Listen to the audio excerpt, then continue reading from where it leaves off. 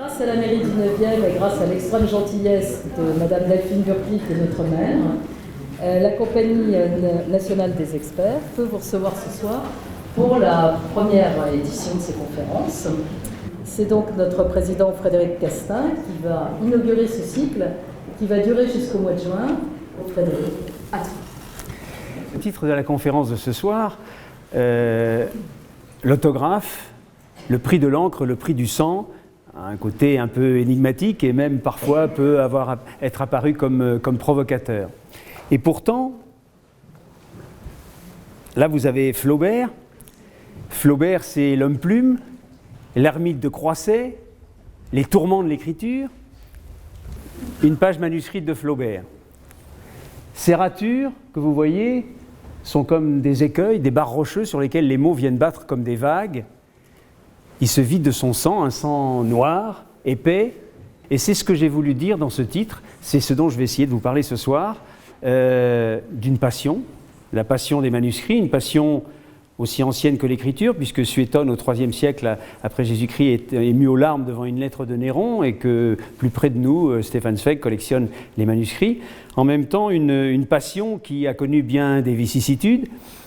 L'autographe vient d'une racine grecque autographène qui veut dire écrit de la main de la personne dont on parle. En général, ça veut dire des lettres, des manuscrits ou bien des archives.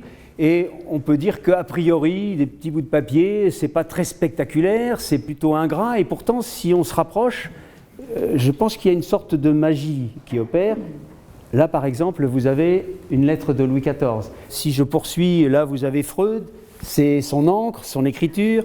Je poursuis encore, si vous avez ici, vous avez Voltaire, c'est-à-dire que l'imprimé, bien sûr, est passionnant, extraordinaire, parce qu'il a permis à des millions et des millions d'hommes d'accéder à la connaissance, mais en même temps, l'imprimé est froid, alors que sur le manuscrit, il y a encore, je dirais, sur ces minces petites pellicules de papier, il y a encore la chaleur de la vie, et je crois que c'est ce qui fait son intérêt premier. Je poursuis, là vous avez Darwin, vous avez une lettre de Darwin, vous avez une lettre de Marie Curie, Faculté des sciences de Paris. Vous voyez, je donne ma signature à l'appel des intellectuels en faveur de Sacco et Vanzetti. Avec l'autographe, le personnage est là, fidèle au rendez-vous. Et on peut même dire que les siècles sont abolis. Là, vous avez une lettre de François Ier, entièrement de la main du roi. Et enfin, dernier exemple, là, vous avez un billet de Rimbaud. On peut dire que, déjà, comme premier élément, on peut dire que tous ces personnages, pour utiliser une image un peu triviale, ils sortent des encyclopédies et ils sautent à pieds joints sur la table. Il y a une présence, et cette présence, c'est une présence presque physique, c'est-à-dire un contact, un rapport presque physique avec le personnage, et qui nous laisse évidemment, nous, hors du temps, passionnés par le temps. Je me souviens, j'étais professeur de lycée, et j'avais, pour un cours sur la Révolution française, j'avais apporté des documents à mes élèves, j'avais apporté des lettres de Marat, de Danton, de Robespierre, et c'est quelque chose qui est resté, puisqu'ils viennent me voir très souvent et ont gardé le souvenir de cela, quelque chose pour eux d'exceptionnel, une expérience, certains me l'ont dit, bouleversante, et qui doit nous amener à aller un peu plus loin. 1784, Beaumarchais écrit Le mariage de Figaro. Le mariage de Figaro, dont la scène 5, acte 3, je vous fais la citation, vous la connaissez sans doute, mais « Noblesse, fortune, un rang, des places, qu'avez-vous fait pour tant de bien ? Vous vous êtes donné la peine de vivre, de naître plutôt, rien de plus. » On le sait, avec le mariage de Figaro, c'est tout l'édifice social qui est remis en cause, et Madame Campan, la femme de chambre, enfin la première femme de chambre de Marie-Antoinette, dira à l'époque, ce serait une folie que de jouer cette pièce. Et un peu plus tard, Danton dira, la pièce de Figaro, la pièce de Beaumarchais, le mariage de Figaro a préparé les esprits pour la Révolution française. Même un peu plus tard, Flaubert, dans le dictionnaire des idées reçues, a préparé le mariage de Figaro a préparé les esprits pour la Révolution française. Nous avons un petit texte, une lettre autographe de Louis XVI. Je lis avec vous. « Je vous envoie, monsieur, la comédie de Beaumarchais.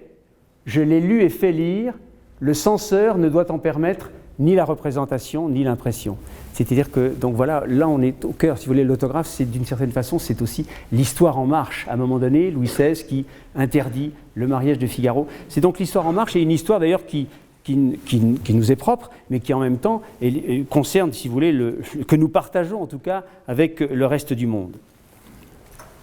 Alors, autre élément d'intérêt, si vous voulez, d'autographe du manuscrit, c'est qu'il nous rapproche aussi, il répond d'une certaine façon à une interrogation que l'humanité se pose depuis très longtemps, c'est-à-dire comment percer le mystère de la création artistique, littéraire par exemple. Et vous savez qu'il y a eu un film fait par Clouzot sur Picasso, ça s'appelle Le Mystère Picasso. C'est-à-dire que Clouzot met Picasso derrière un papier transparent, une plaque transparente, et demande à Picasso de dessiner sur cette plaque. Et le film s'appelle Le Mystère Picasso, c'est-à-dire essayer au maximum de s'approcher du mystère même de la création artistique. Sauf que Picasso, en même temps, il sait qu'il est filmé, il est en représentation, il y a des tas de gens autour de lui.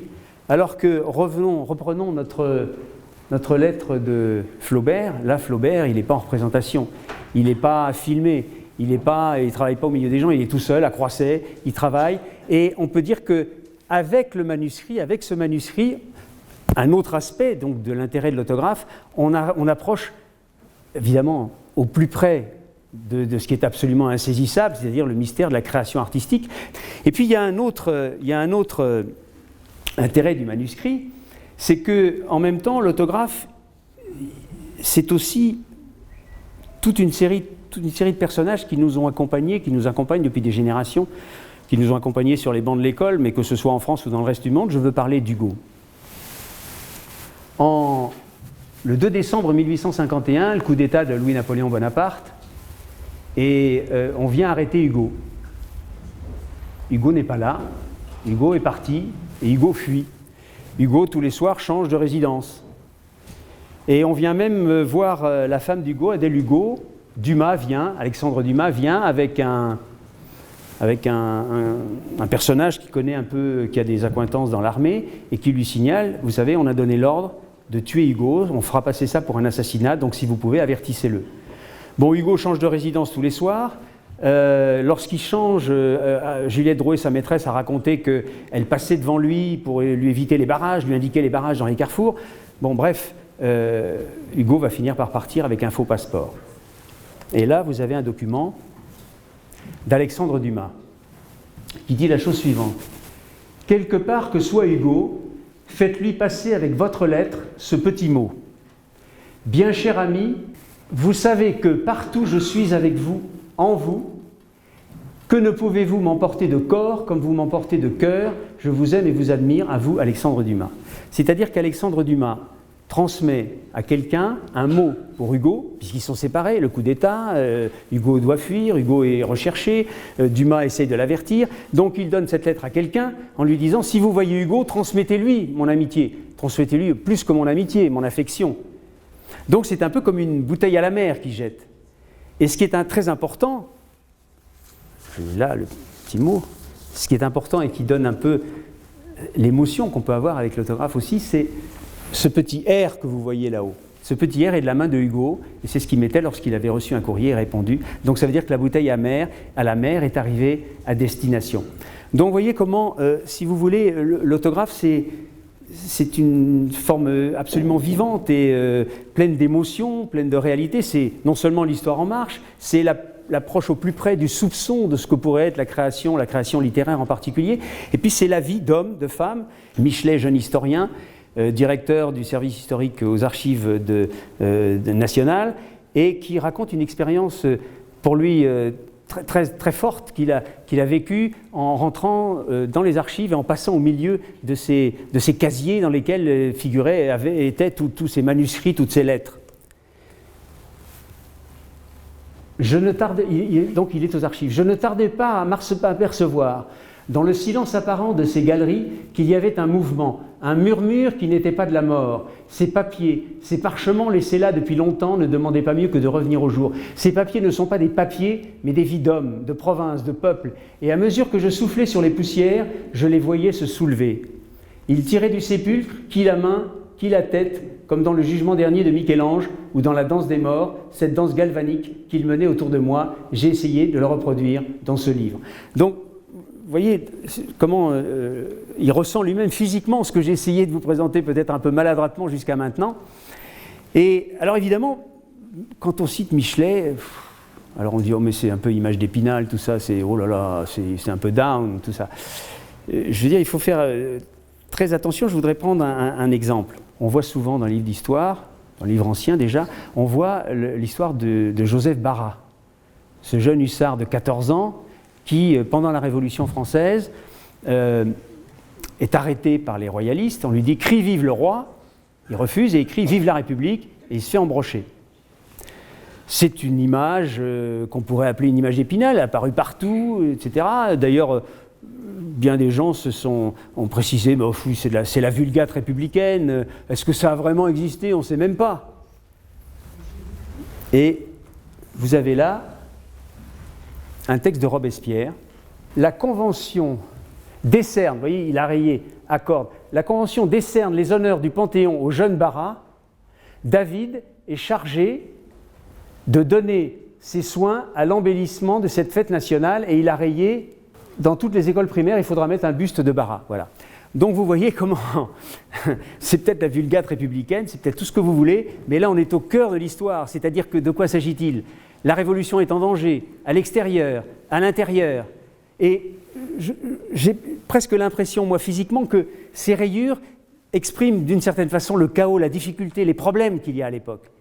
Et c'est en ce sens qu'on peut dire que le manuscrit, c'est vraiment l'histoire en marche. Je crois que c'est ce que traduit ce manifeste. C'est-à-dire, encore une fois, l'enracinement et en même temps l'expression de l'universel. C'est-à-dire un phénomène, Barras, la Révolution française, Barras, la Révolution française, comment cet événement a bouleversé la face du monde et comment nous en avons d'une certaine façon l'expression, mais dans son mouvement, avec ses rayures, avec ses ratures, il y a une présence. Alors, ces manuscrits ne sont pas des timbres. Ce ne sont pas des actions, ce n'est pas un billet gagnant au loto, ce n'est pas le jackpot d'une sorte de super casino.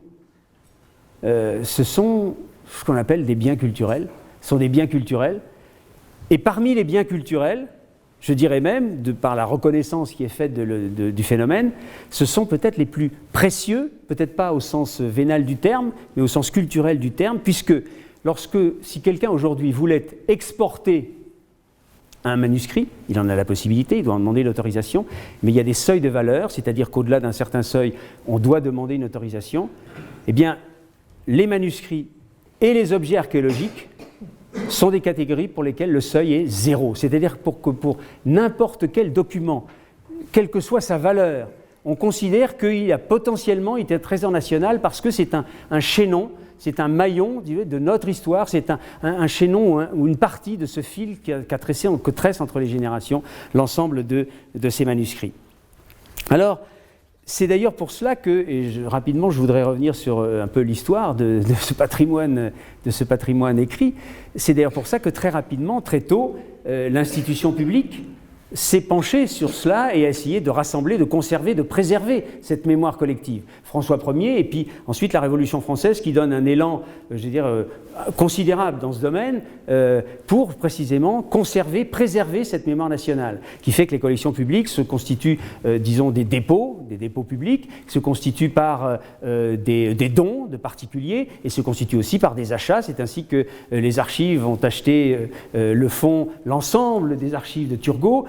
Donc, si vous voulez, l'institution publique se saisit de la chose, et d'ailleurs, il faut le dire ici, et vous verrez plus tard l'importance que ça peut avoir, les institutions, par exemple la Bibliothèque nationale de France, font des expositions exceptionnelles. On se souvient des brouillons du génie, des brouillons d'écrivains, on se souvient des expositions des archives sur les trésors qui ont fait la France. Vous avez aussi, au début du 19e, parallèlement à cela, vous avez tout un mouvement qui fait que les collectionneurs s'organisent, il y a un véritable marché qui apparaît au 19e siècle, des catalogues, des commissaires-priseurs, des ventes publiques, des ventes privées, avec des collectionneurs aussi, et parmi ces collectionneurs, tous des passionnés, il en est un, évidemment, que vous connaissez sans doute, c'est Stefan Zweig, un des plus grands collectionneurs d'autographes. En haut, vous avez une commande de Stefan Zweig qui commande des autographes.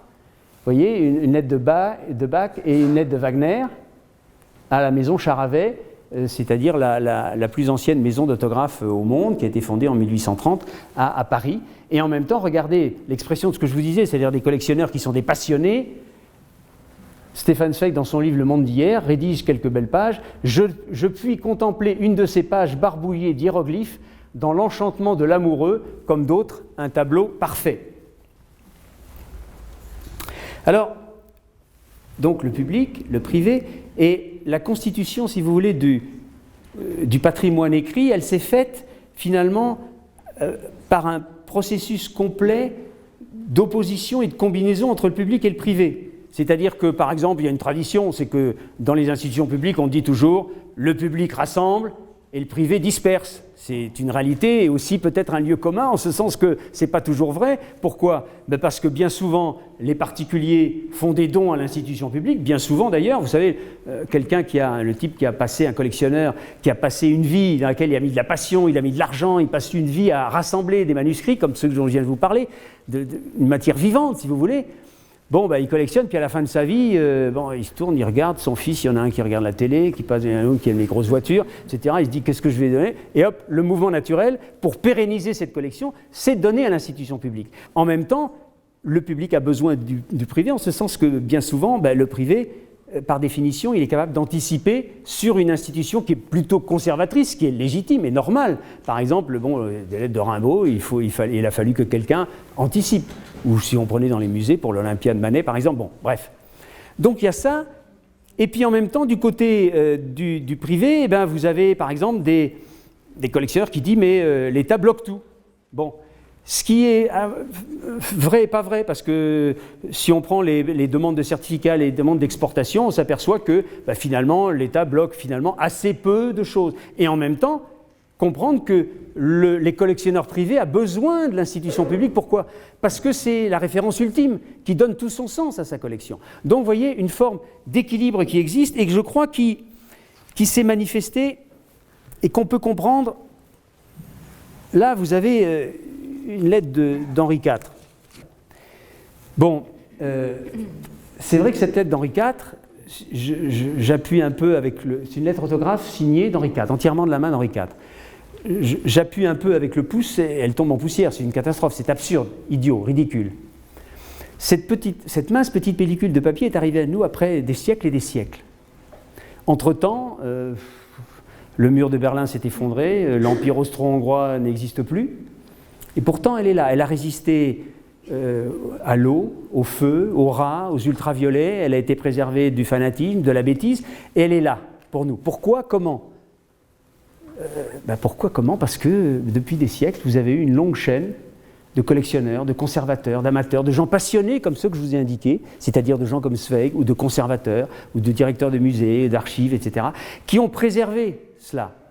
Et ça, c'est très important parce que je pense que il y a, d'une certaine façon, il y a eu toujours jusqu'à présent, avec des problèmes, un équilibre entre les institutions publiques et les collectionneurs privés sur une base qui est celle-ci, c'est-à-dire que l'ultime avatar de ce document qui est là n'est pas qu'il soit à moi, que je l'ai moi, mais l'intérêt de ce document, c'est que s'il est là, c'est parce qu'avant moi, il y en a eu, et s'il est là, c'est pour que d'autres après moi l'aient ce manuscrit. Donc c'est cette force-là qui a fait cet équilibre. Alors bien sûr, il y a toujours des problèmes entre les institutions publiques, entre les privés. Par exemple, on sait qu'on peut dire que parfois l'État revendique, on pense qu'à tort, par exemple, ça, c'est des discussions. C'est d'ailleurs pour ça qu'un mémorandum vient d'être institué entre les archives et les collections pour définir exactement ce qui est revendicable ou pas. De la même façon qu'on peut dire que chez les marchands, vous avez toujours, je sais pas moi, le génie de village sur sa caisse de bière qui, à la fin d'une vente publique, parce qu'il y aura une préemption, injuriera les conservateurs.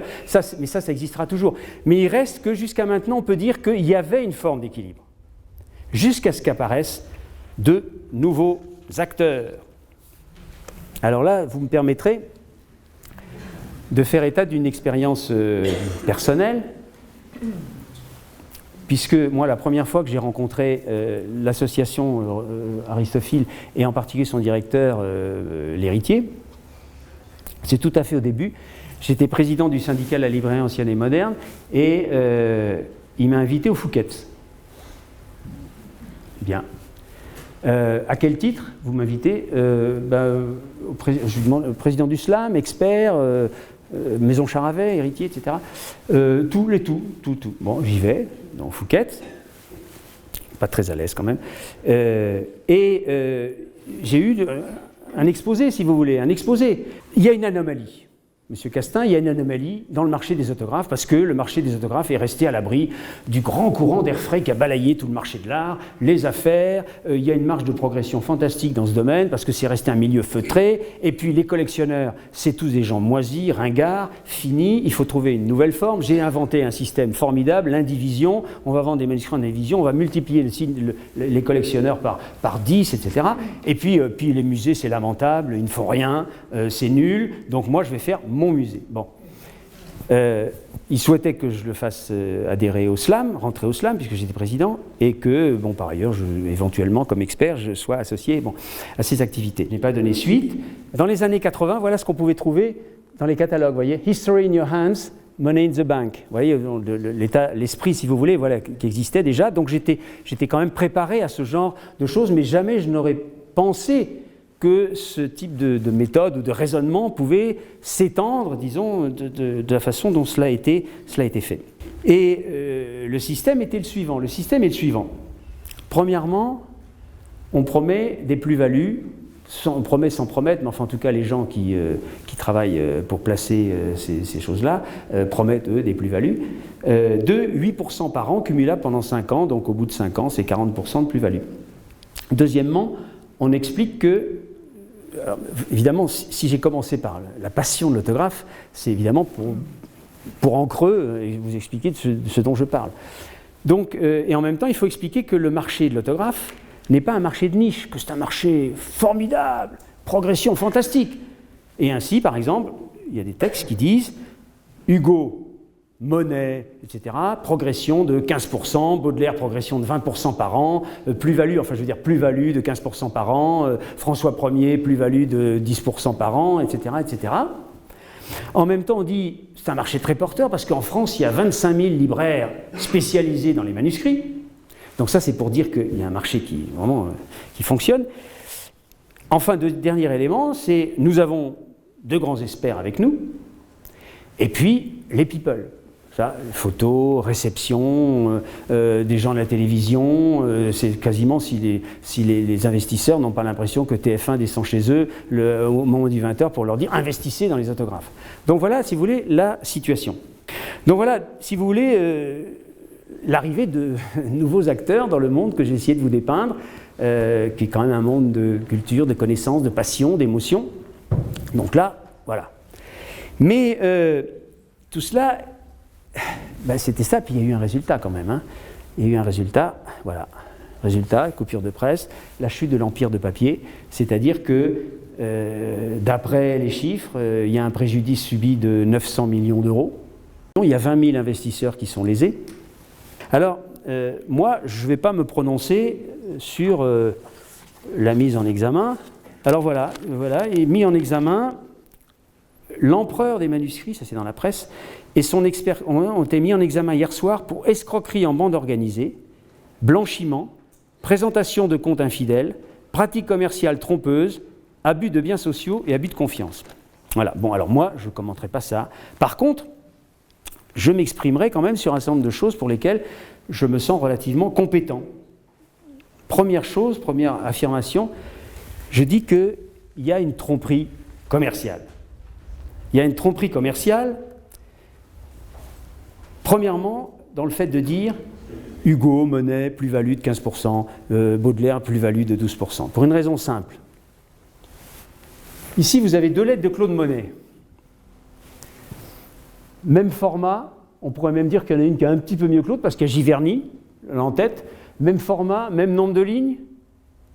Bon, alors est-ce que ça veut dire pour autant qu'il faut dire Claude Monet plus 15%? Est-ce que c'est des timbres? Ben non. Parce que là, vous avez une lettre qui dit simplement un mot de rendez-vous. S'il vous plaît, nous vous attendrons à la gare, la première, cordialement à vous.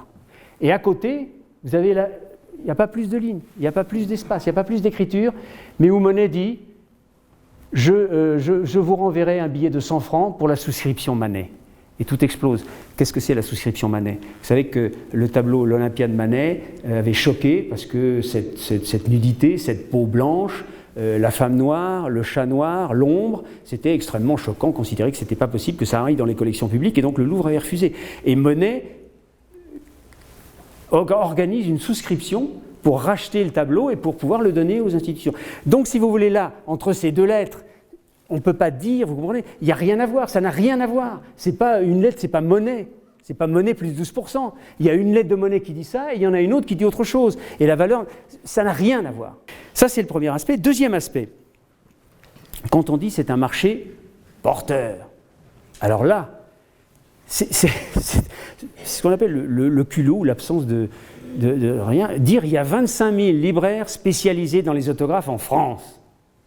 Si vous prenez le répertoire du syndicat La Librairie Ancienne et Moderne, qui est le seul syndicat qui a rassemblé des libraires, il y a exactement 230 libraires. Parmi ces 230 libraires, si vous regardez les spécialités, il y en a 50 qui disent accessoirement on fait des autographes, et parmi ces 50, il y en a 8 qui sont spécialisés véritablement dans les autographes, c'est-à-dire qui font des catalogues qui vendent de 25 000 à 8. Donc je veux dire, là, je ne sais plus dans quel monde on vit. Je veux dire, là c'est le mensonge éhonté, c'est quasi de la provocation. Eh bien non, c'est possible. Alors, donc ça, tromperie commerciale. Deuxième chose, je pense, moi, et je dis que c'est une escroquerie intellectuelle. Escroquerie intellectuelle, pourquoi ? Parce que on a expliqué à tous ces investisseurs, on a dit, mais nous, Aristophile, on défend l'histoire, on fait connaître l'histoire au monde entier, alors que les musées font rien, alors que c'est sec, alors que nous on développe tout ça, on a tant d'investisseurs. Sauf qu'il y a un problème, c'est que les investisseurs, vous avez vu comment j'ai essayé de présenter les manuscrits, c'est qu'ils ne les voient jamais, ils ne les touchent pas. D'abord, soit c'est en indivision, et donc ils ne les voient jamais, et puis pour ceux qui ont acheté directement, pas en indivision, ils n'ont pas les manuscrits, puisque les manuscrits restent en dépôt chez Aristophile. Donc, je pense que c'est une escroquerie intellectuelle de ce point de vue, de dire on a répandu l'histoire, on n'a rien répandu du tout. Donc, ça, c'est une deuxième aspect, c'est l'escroquerie intellectuelle. Quelle heure est-il, en fait ? Je sais pas si je suis... Bon, voilà.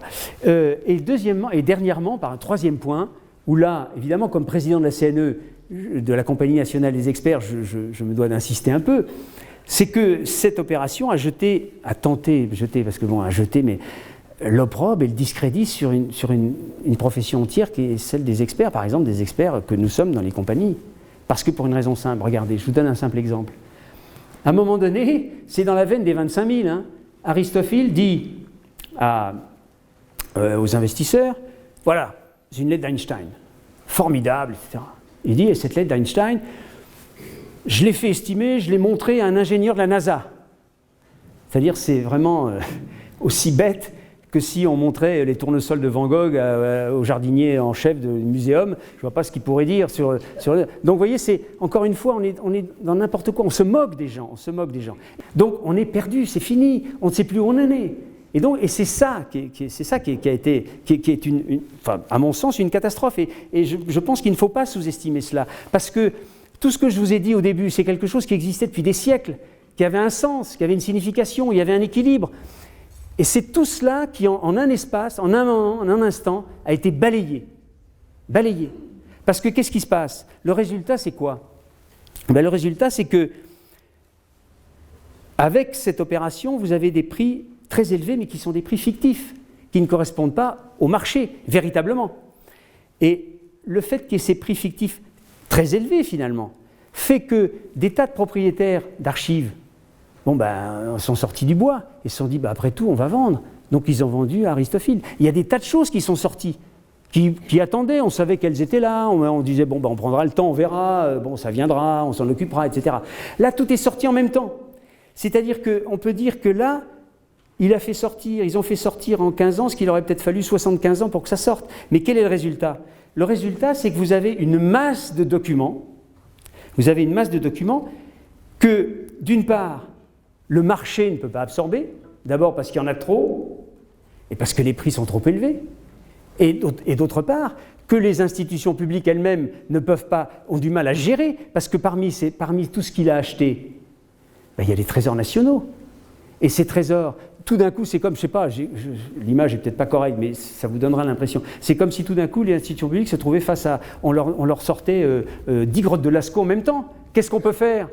En 1 an, en 6 mois, qu'est-ce qu'on peut faire ? Donc c'est ça la situation. Et c'est ça qui est désastreux. Qu'est-ce qui va se passer ? On ne sait pas. On ne sait pas. Et encore une fois, ce n'est pas simplement, je vous l'ai dit, ce n'est pas des billets de loto, ce n'est pas des actions, ce n'est pas des timbres, c'est la mémoire vivante, c'est notre passé. Et c'est ça le problème. Alors, bon, à cette étape, avant de terminer, je voudrais dire quand même qu'il y aura forcément des conséquences au pénal, au civil, sur cette affaire. Mais dès maintenant, je crois qu'on peut dire quand même que d'une certaine façon, c'est une expression de ce que d'autres appellent une défaite de la pensée. On est en train de vivre cela, c'est ça qu'on vit. Alors, bon, évidemment, quand on dit tout ça, à un moment donné, il faut dire comment est-ce qu'on peut en sortir par le haut? Comment est-ce qu'on peut en sortir? Ça, c'est une vraie question. On ne peut pas se désintéresser de cela. Alors, évidemment, ce n'est pas à moi de donner les recettes. D'abord, je n'ai pas tous les éléments financiers, juridiques, etc. Cela dit, il me semble qu'on peut quand même dégager quelques éléments à la place des investisseurs. Et des investisseurs, soyons clairs, bien sûr, il y a des gens qui ont placé de l'argent, qui avaient des sommes suffisamment importantes, mais la plupart de ces investisseurs, soyons clairs, moi je les ai vus venir chez moi avec leur avocat. Qui est-ce? C'est un instituteur à la retraite qui avait 50 000 € qui les a placés là-dedans. C'est une coiffeuse qui vient me voir parce qu'elle voulait acheter un studio pour son fils.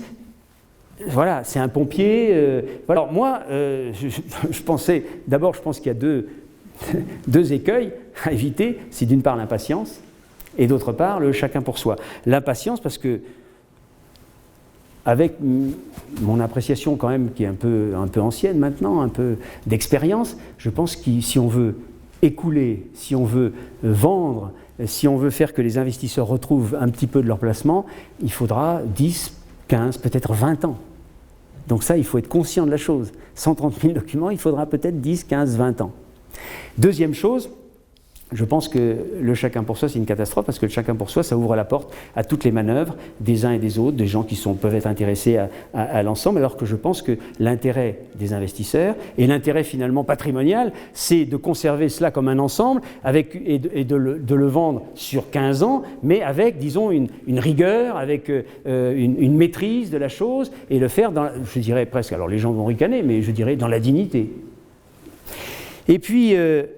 ensuite, il y a quelques principes quand même aussi qui me paraissent importants, c'est que l'escroquerie ne doit pas nourrir l'escroquerie. C'est-à-dire qu'il serait lamentable que ceux qui ont prêté la main à l'escroquerie au départ soient à nouveau investis du règlement de ce problème. C'est-à-dire qu'il faudrait éviter les prête-noms, les marionnettes tirées par les uns ou les autres, etc. Ça, c'est le premier aspect. Deuxième aspect, je pense que l'institution publique devrait avoir un accès à l'ensemble de ces documents pour en saisir le périmètre et voir éventuellement comment ça peut être géré. Il va avoir une réflexion sur ce problème. Mais enfin, il y a un dernier point, parce que là, je peux intervenir, disons, escalité, si je puis dire. Parce que c'est peut-être une façon de terminer, avant vos questions, des choses d'une façon un peu positive, c'est-à-dire la question de l'expertise. Aujourd'hui, je pense que la gestion de ce problème devrait en partie être confiée à un collège d'experts qui soit indépendant des commissaires-priseurs, indépendant de l'État, indépendant d'Aristophil, indépendant... Voilà. Et il y a des experts honnêtes, il y a des experts qualifiés, il y a des experts qui ont l'expérience aujourd'hui. Mais en même temps, et c'est ça un peu ce que moi je prévois, enfin je vois, j'espère, c'est qu'on dit que ces ventes auront lieu sur 5 ans, 10 ans, 15 ans. Bon, aujourd'hui, il y a des experts. Mais est-ce que ça ne doit pas être l'occasion précisément pour qu'autour de ces experts, on rassemble ce qu'on appelle les experts juniors, c'est-à-dire, vous savez, il faut 10 ans pour former un expert en orthographe, c'est-à-dire des gens qui ont 5, 6 ans d'expérience, de façon à les former avec cette collection, avec la gestion de cette collection, pour former une nouvelle génération d'experts. Je pense que c'est ça l'avenir, parce que c'est ça qui a été bafoué, c'est ça qui a été piétiné. La question, la notion même d'expertise, de sérieux. L'expertise, c'est quoi? C'est l'expérience, c'est la connaissance, mais c'est aussi l'indépendance. C'est-à-dire qu'on ne cède pas, on ne cède pas. Et donc voilà. Alors écoutez, moi j'ai essayé de vous expliquer les uns les autres, donner les enjeux, expliquer la situation, voir un peu ce qui éventuellement pourrait être fait, essayer d'avoir un peu une lueur d'espoir. Donc moi j'arrête là et puis je suis prêt à répondre aux questions que vous auriez à me poser.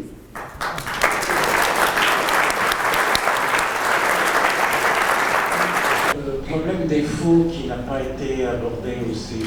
Par exemple, la Commission des Trésors nationaux a admis des meubles pour le château de Versailles et il s'est avéré que c'était des faux.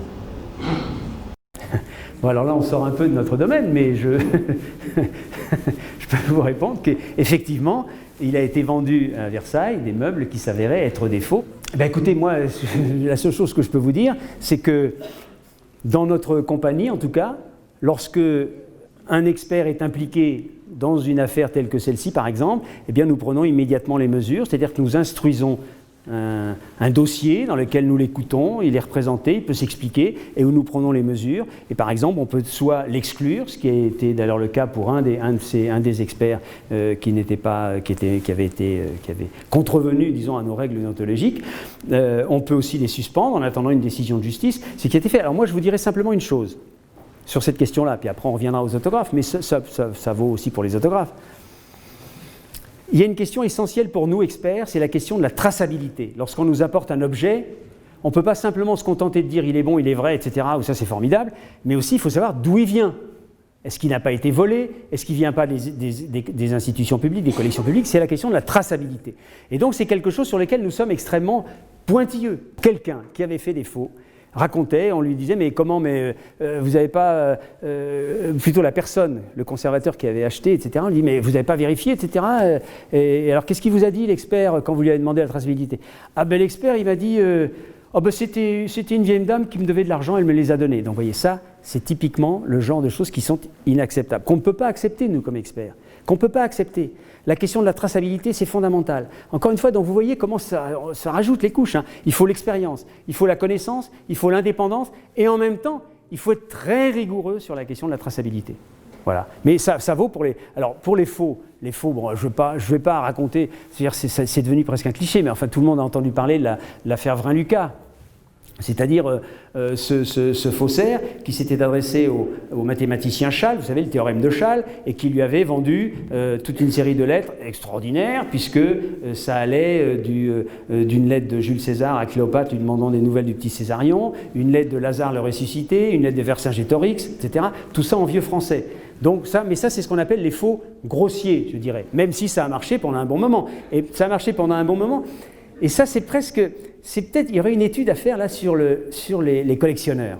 Parce que le collectionneur Chasles, il devait bien sentir, c'était pas possible. Et en même temps, c'était tellement fascinant qu'il achetait, il continuait. Et même à un moment donné, il s'est plaint auprès de Vrain-Lucas, il lui dit « Mais vous êtes sûr quand même tout ça ?» etc. Et Vrain-Lucas, lui, très habile faussaire, lui dit « Ah ben si vous voulez, moi je reprends tout. » Et Chasles a dit « Ah non, surtout pas. » C'est-à-dire que le sentiment que, bon, c'est peut-être pas bon, mais quand même, c'est tellement énorme. Bon, voilà. Bon, bref, ça c'est le faux maladroit. Et puis il y a le faux plus intelligent, c'est feuillet de conche. Et pardon de dire ça, monsieur Evin, mais je pense que dans les collections publiques, il y a beaucoup de faux feuillets de conche. Pourquoi? Parce que feuillet de conche, c'était comment dirais-je, un scientifique, un savant qui faisait des brochures, qui connaissait très bien son métier, qui parlait des manuscrits, qui connaissait très bien les conservateurs, qui avait ses entrées aux archives. Il était vraiment un type sérieux, je veux dire. Bon. Mais qu'est-ce qu'il faisait? Alors lui, il faisait des fausses lettres de Marie-Antoinette, par exemple. Bon, il en faisait 3 ou 4 fausses. Il en prenait 2 sur les 4, puis il allait voir ses copains, ses amis, ses relations aux archives, et puis il glissait les 2 fausses lettres de Marie-Antoinette dans les collections publiques. Puis ensuite, il allait voir un client, il disait « voilà, j'ai 2 lettres de Marie-Antoinette, mais je ne voudrais pas vous vendre n'importe quoi, il faut quand même qu'on vérifie, il faut être sérieux, etc. Écoutez, allons aux archives et puis on va vérifier. » Donc il venait avec ses 2 archives, il sortait les 2 autres lettres, il disait « ah c'est la même chose, regardez, c'est la même chose. » Donc vous voyez, déjà c'était plus élaboré. Mais globalement, on peut dire qu'il n'y a pas tellement de faux dans les manuscrits. Il n'y a pas tellement de faux parce que ce serait trop compliqué. Il faut le papier, il faut l'encre, il faut l'écriture. Et qu'est-ce qu'il y a de plus intime sinon l'écriture de quelqu'un? Il faut l'écriture. En même temps, il faut la cohérence du texte. Vous avez des gens, ils savent, je sais pas, des spécialistes, ils savent rien, mais alors par exemple sur Louis XIV, la première fois où il s'est fait dépuceler, sa première dent de lait, ils savent tout. Donc on tombe toujours sur quelqu'un, donc ça ne peut pas marcher. Oui. Je voudrais savoir quel est le rôle des maisons de vente aux enchères américaines dans le marché des autographes, puisqu'il semble, du moins la petite expérience qui est la mienne, qu'ils proposent des prix aux vendeurs français qui soient nettement supérieurs au marché français.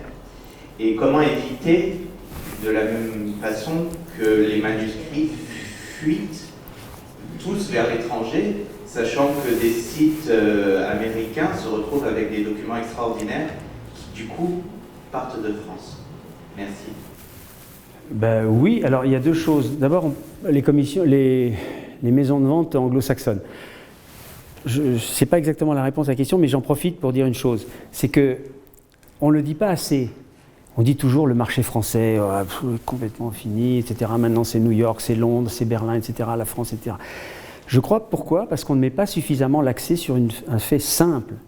C'est qu'en France, vous avez, pas dans toutes les ventes publiques, mais dans les ventes publiques en général, vous avez des experts de compagnie.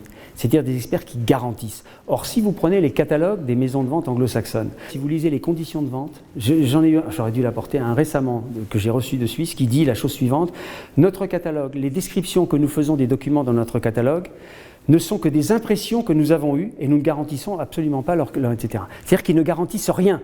Or, en France, il y a une différence quand même. Et on ne le dit pas assez. C'est un des éléments forts, justement, du marché français, mais on ne s'appuie pas suffisamment là-dessus. À savoir que la France est le seul pays où il y a des compagnies d'experts. Et qu'est-ce que c'est une compagnie d'experts ? Soyons clairs. Aujourd'hui, n'importe qui, vous, monsieur qui m'avez posé la question, vous pouvez prendre votre carte de visite, comme chacun d'entre vous ici, et vous pouvez marquer « expert » en autographe, vous en avez le droit. Le terme d'expert n'est pas un terme protégé. La seule différence, aujourd'hui en tout cas, je ne sais pas demain, mais aujourd'hui, c'est le fait d'être expert, membre d'une compagnie par exemple. Parce que membre de la Compagnie nationale des experts, ça veut dire quoi ? Ça veut dire que vous avez 10 ans d'ancienneté. Ça veut dire que vous avez 2 spécialités. Ça veut dire que vous avez une assurance. Ça veut dire que vous avez fait vos preuves par des catalogues. Ça veut dire que vous êtes reconnu par vos confrères. Et ça veut dire que, j'ai dû en oublier, mais enfin voilà, ça veut dire tout ça. Quel est le principe ? Les maisons de vente anglo-saxonnes, les maisons dans le monde entier, le principe est le suivant. Pour les experts, on prend le premier venu, mais ça fait rien, on s'en fout, et on avance, et on avance. Et la sélection se fera par l'échec, il y aura une catastrophe, hop, on vire. Ben nous, on a une conception, je crois, qui est légitime, qui me paraît normale, c'est-à-dire que c'est en amont qu'il faut régler les problèmes, c'est en amont qu'il faut fermer des experts, justement pour éviter les catastrophes. Donc vous voyez, c'est ça la discussion. Et ce qui fait la force du marché français, malheureusement, je pense qu'on ne met pas suffisamment l'accent, c'est-à-dire sur les compagnies d'experts, sur les garanties qui sont offertes dans les ventes publiques. Et ça, on ne le dit pas suffisamment. Et par exemple, j'ai été auditionné par le Conseil des ventes. Je sais bien que les commissaires-priseurs ne supportent pas le Conseil des ventes, etc., parce qu'ils le prennent comme un instrument, etc. Mais en même temps, c'est en même temps un élément de régulation. On n'a pas le droit de faire n'importe quoi. On n'a pas le droit de dire n'importe quoi dans un catalogue. On n'a pas le droit de... Voilà. Et donc ces éléments-là, au lieu si vous voulez, de les utiliser, on les prend comme quelque chose, enfin ça c'est général, hein, comme comment c'est encore de la régulation, encore des emmerdements, encore nous bloque, etc. Les affaires ne peuvent pas se développer, etc. Or justement, aujourd'hui, un des arguments du marché français, c'est de dire, malgré tout, ici, malgré tout ce qui peut se passer, il y a des garanties, il y a des experts. Alors après, je ne me souviens plus de la question, les ventes publiques, des experts, qu'est-ce que c'était ? Pourquoi oui ? Bah oui, non, bah oui, c'est simple. Mais c'est pas simplement une question, c'est pas simplement la question des manuscrits. Vous prenez l'ensemble des biens culturels, la peinture, la sculpture, la musique, les manuscrits, etc., etc. Pour chacun de ces biens culturels, le différentiel entre les exportations, ou plutôt les importations et les exportations, il est de 1 à 3, 1 à 4, 1 à 5, 1 à 6. C'est-à-dire que pour un objet qui rentre, il y en a 5 qui sortent. Pour un objet qui rentre, il y en a 6 qui sortent suivant les choses. Donc, dans les manuscrits, c'est la même chose. C'est la même chose dans les manuscrits, évidemment. Évidemment. Alors maintenant, il y a les choses qui se passent, qui sont illégales. Alors ça, moi, c'est autre chose. Ça nous concerne, mais ça ne nous concerne pas. Moi, j'y peux rien. Ça, c'est la douane, c'est voilà. Mais c'est vrai que ça existe aussi. Dans le domaine en particulier de l'autographe,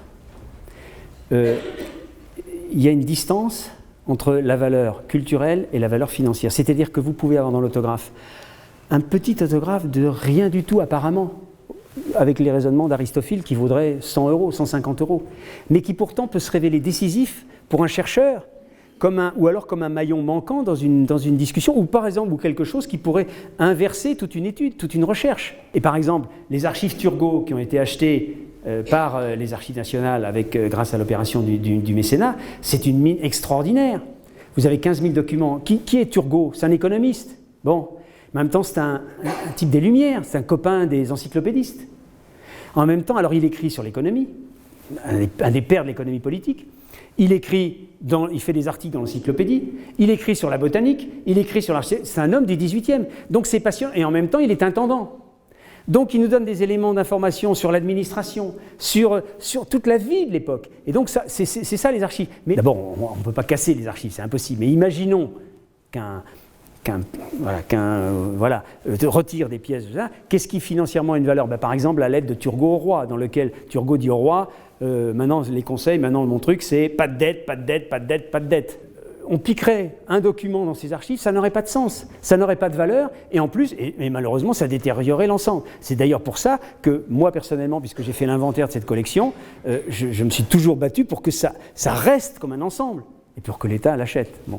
Alors, je ne sais pas si j'ai répondu, hein, mais c'est la différence vraiment. Il faut comprendre que dans le domaine de l'autographe, l'intérêt culturel, l'intérêt pour la collectivité, pour les historiens, parce que les archives Turgot, par exemple, quel intérêt? Mais c'est quoi? C'est-à-dire c'est du travail pour des chercheurs pendant des années et des années. Et c'est peut-être demain quelque chose qu'on retrouvera dans les livres d'histoire des élèves, dans les lycées, parce qu'il y aura eu un changement, parce qu'on aura appris de nouvelles choses. C'est ça dont on parle. Oui, je vais vous poser une question à propos de l'expertise. Oui. Nous avons compris que la question de l'expertise est une question centrale, Oui. en réalité, pour éviter les déboires que nous connaissons actuellement. Qu'est-ce que fait votre association pour former de nouveaux experts? Et vous avez dit qu'il fallait 10 ans pour former un expert. Est-ce que c'est pas un peu long?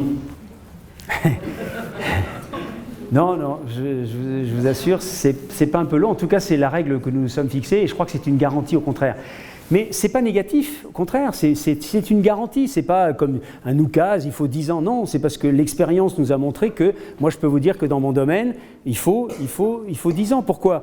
Parce que l'expertise, c'est la connaissance, c'est des éléments d'information, parfois scientifiques, etc.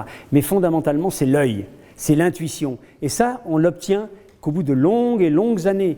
Et c'est pour ça que moi, je dis 10 ans, c'est normal. Mais si j'ai parlé de ça, c'est à quel sujet? J'ai dit qu'aujourd'hui, il y avait une ouverture, il y avait une possibilité. Comment sortir par le haut de cette situation? C'était former une nouvelle génération d'experts. Mais les générations d'experts, on ne les forme pas dans les cabinets, on ne les forme pas à la faculté, on ne les forme pas, même s'ils ont besoin de ce soubassement, mais on les forme autour de manuscrits, en étudiant les manuscrits. Ça me paraîtrait, je veux dire, hautement, pas moral, mais hautement, intéressant du point de vue de l'ensemble de la collectivité de dire on va former grâce à cette catastrophe, mais pour essayer de la transformer, on va former grâce à cela toute une nouvelle génération d'experts. C'est-à-dire qu'autour des experts aujourd'hui confirmés qui existent, en tout cas ceux qui sont honnêtes, indépendants et ceux qui n'ont pas trempé dans les terrains, autour de cela, agréger, si vous voulez, des experts qui auront peut-être 5 ans, 6 ans ou même un peu moins, les associer à la gestion de ce fonds, à l'étude de ce fonds, parce qu'il est phénoménal et il va concentrer l'activité sur des années. Et donc, former une nouvelle génération, moi, personnellement, comme président de la CNE, c'est une solution qui me convient parfaitement et je crois qu'il convient parfaitement à l'ensemble des confrères, enfin des experts de la CNE. Oui. Frédéric, je voudrais te poser une question. Est-ce qu'il n'y a pas une contradiction entre le fait que tu veuilles former, je trouve ça tout à fait légitime, toute une série d'experts, et le fait en définitive que des gens peuvent en fin de compte se déclarer experts et qu'il n'y a aucune loi qui peut interdire en fin de compte cette spéculation intellectuelle d'une certaine façon? Alors, c'est pas que je parle pour ma boutique, mais dire qu'on va former des experts en 10 ans, on va former des experts CNE. C'est-à-dire pas le premier venu. On va former des experts qui répondront aux qualités que nous exigeons pour devenir membres de la Compagnie nationale des experts. C'est-à-dire qui auront leurs 10 ans, mais qui en même temps qui auront fait preuve de leur expérience, de leur connaissance et de leur indépendance en même temps. Toutes choses qui s'étudieront, mais en collège. Donc je pense que ça peut fonctionner. Mais tu as raison. Enfin, je veux dire, il y a une situation qui est insupportable. Une situation qui est insupportable parce que d'une part, les experts de plus en plus sont menacés. Menacés pourquoi? Parce qu'il y a une judiciarisation généralisée. C'est-à-dire qu'aujourd'hui, un expert peut dire « ça c'est faux » et le propriétaire de l'objet peut dire « je vous fais un procès parce qu'il y a un préjudice financier ». Donc vous voyez, la difficulté. Ensuite, ce n'est pas simplement ça, c'est aussi les menaces. Quand par exemple Aristophile fait suivre des gens, etc., etc. Donc, besoin de protection. Les compagnies apportent cette protection. Mais est-ce suffisant? Est-ce suffisant? Donc est-ce qu'il ne faudrait pas en même temps qu'il y ait pas une forme de statut, mais une reconnaissance? Mais en même temps, qui dit statut, reconnaissance, il n'y a plus d'indépendance. Donc vous voyez, c'est toutes ces questions-là. Et qui peut désigner un expert, sinon les compagnies d'experts, sinon les gens qualifiés d'une compagnie d'experts qui connaissent leur métier, qui connaissent les rouages un petit peu et qui peuvent décider, celui-là, oui, il a les compétences, il a les connaissances, on a vu ses catalogues, on sait ce qu'il fait, on connaît sa position sur le marché, etc. Donc c'est très complexe, mais c'est vrai que c'est une question centrale aujourd'hui. Vous est-il arrivé de tomber sur des manuscrits qui ont changé la version officielle de l'histoire? Et si oui, à qui en faites-vous part en premier lieu? Merci. Alors bon, une anecdote, je réponds par une anecdote. Ça ne change pas le cours de l'histoire, mais quand même, je me souviens que ça c'était dans la maison Charavet, c'était mon père qui s'en occupait à l'époque, et il y avait une dame charmante et amoureuse folle de Vigny, mais intellectuellement, je veux dire, elle était passionnée par Vigny, donc dès qu'il y avait des lettres de Vigny, elle venait, elle achetait des lettres de Vigny, etc. Et elle avait une vision très, très épurée, très Lagarde-Michard de Vigny, enfin, d'entrée. Et puis, un jour, mon père, qui m'avait montré, tombe sur un carnet de Vigny. Et c'était à peu près à l'époque où Vigny a écrit Samson et Dalila, c'est-à-dire le moment où oh, la femme trahit, la femme est traîtresse, etc. C'est fini, je retourne dans ma tour d'ivoire, plus de femmes, jamais, etc. Et au moment même où ça, dans le carnet, il y avait marqué j'ai vu Lucette, elle m'a dit Alfred, tu es un lion. Alors la pauvre dame, alors ça n'a pas changé le cours de l'histoire, mais enfin disons que voilà, ça allait à contre-courant de ce que. Voilà, bon. Je voudrais savoir quel est le manuscrit qui t'a fait le plus battre le cœur quand tu l'as vu. Oh. Alors, c'est délicat parce que bon, on se dit tout. Bon, d'une part, il y en a un, c'est le passage de la Madeleine de la main de Proust, entièrement, et tout d'un coup, le souvenir m'est apparu, ce goût, c'était celui du petit morceau de Madeleine, etc., etc. Ça, c'est le premier. Le deuxième, c'est une page entière de l'origine des espèces de Darwin avec les ratures. Et le troisième, je vous dis parce que c'est le centenaire d'octobre 1917, c'est une lettre de Trotsky qui, en plein train blindé, qui dit pas d'augmentation, on est en pleine révolution, les cheminots demandent une augmentation, pas question, signé Trotsky. Voilà, en gros les trois, si vous voulez, qui m'ont un peu enchanté. Voilà.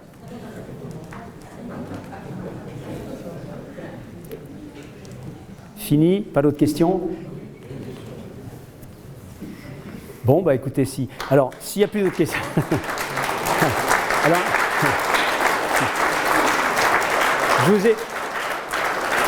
je vous ai préparé une toute petite surprise que je vais vous montrer là. Voilà. Là, vous avez une lettre de Victor Hugo qui me paraît résumer, pour moi en tout cas, ce que j'ai voulu vous dire, ce que j'ai voulu exprimer ce soir. De verre pour frémir, d'airain pour résister, Victor Hugo. Je crois que pour moi, voilà, ça concrétise mon rapport à l'autographe, c'est-à-dire de verre pour frémir. Et en même temps, vous l'avez vu, les affaires, d'airain pour résister. Alors, j'ai fait faire une affiche de ça, et en partant, vous pouvez tous prendre une affiche de ce document de...